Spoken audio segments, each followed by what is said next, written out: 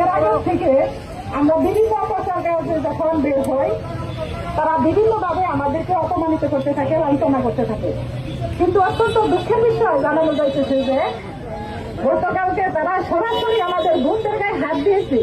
প্রশাসনের কাছে আমরা এর সুষ্ঠু বিচার চাই।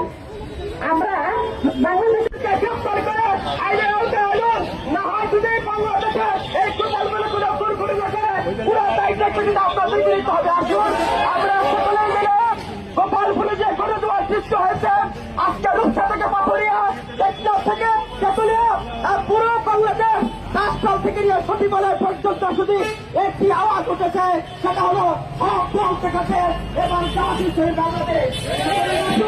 আগামী দিনে আমরা আলকোহলের বাংলাদেশ